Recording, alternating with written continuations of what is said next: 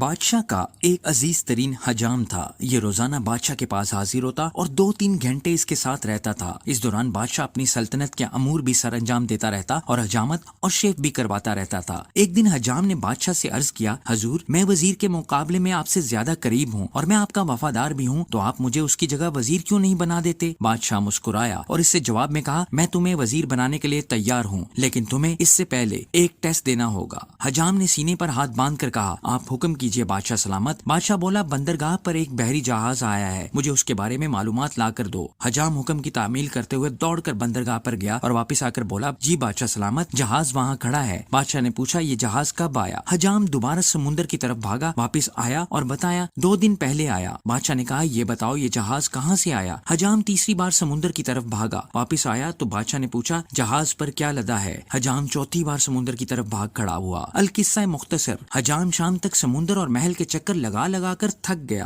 اس کے بعد بادشاہ نے وزیر کو بلوایا اور اس سے پوچھا، کیا سمندر پر کوئی جہاز کھڑا ہے؟ وزیر نے ہاتھ باندھ کر عرض کیا، جناب 2 دن پہلے ایک تجارتی جہاز اٹلی سے ہماری بندرگاہ پر آیا تھا، اس میں جانور خوراک اور کپڑا لدا ہے، اس کے کپتان کا نام یہ ہے، یہ 6 ماہ میں یہاں پہنچا، یہ 4 دن مزید یہاں ٹھہرے گا، یہاں سے ایران جائے گا اور وہاں 1 ماہ رکے گا، اور اس میں 209 لوگ سوار ہیں، اور میرا مشورہ ہے ہمیں بحری جہازوں پر ٹیکس بڑھا دینا چاہیے۔ بادشاہ نے یہ سن کر حجام کی طرف دیکھا۔ حجام نے چپ چاپ اس طرح اٹھایا اور عرض کیا، کلمہ چھوٹیاں رکھاں کے وڈیاں، سبق جس کا کام اسی کو ساجے۔